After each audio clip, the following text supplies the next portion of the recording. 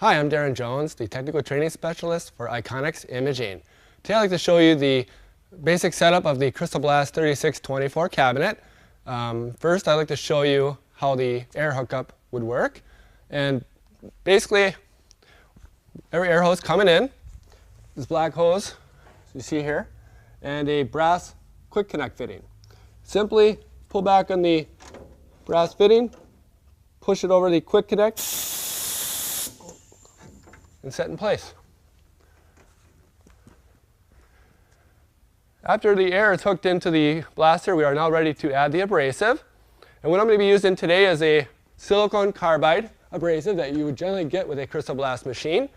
This abrasive, it lasts longer than standard abrasives like aluminum oxide, 2 to 3 times longer typically. It also self-sharpens and it has a flashlight effect. So when it hits your substrate, it's going to glow.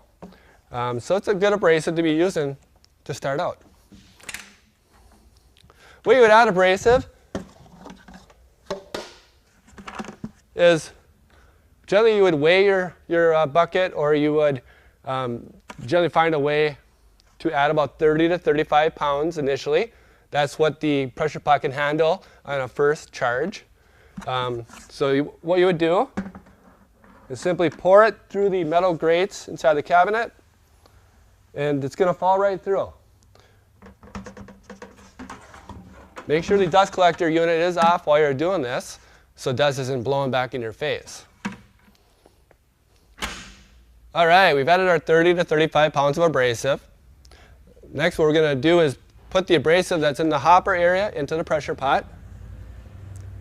What you want to do here is make sure that the throughway valve here is in the upright position. That means that the pot is depressurized. What you do next is push on this black ball.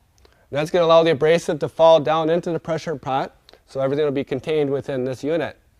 So hold down on it maybe 10 to 15 seconds so all the abrasive falls completely.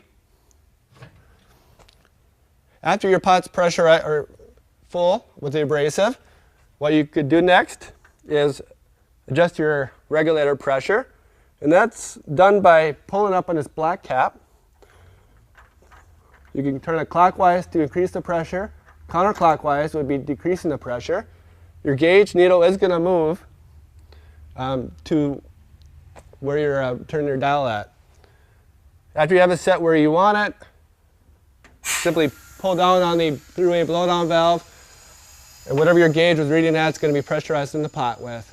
That's going to be your blasting pressure, and that's going to vary depending on what substrate you're going to be using, as well as what film, and also what application. After pressurizing the pot, regulator is set. Next thing you want to make sure of is that your choke valve is in the right position. Right now, I do have it pointing away from me. That means I have more air and less sand flow. That's not going to work for sandblasting very well.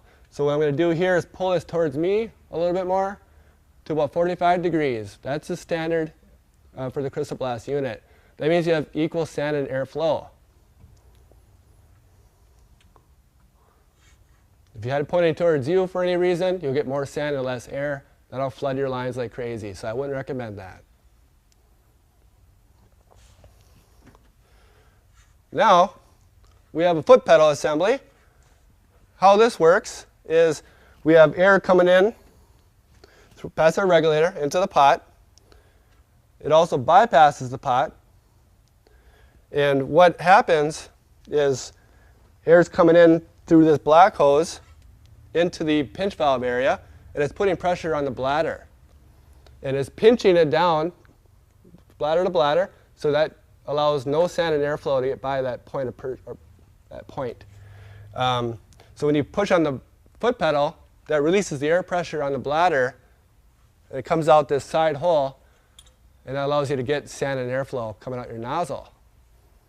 Now that you've seen the CrystalBlast 3624 setup video, I'd like to thank you for your time. And if you do have any further questions, please do not hesitate to call us, and we'll look forward to working with you very soon.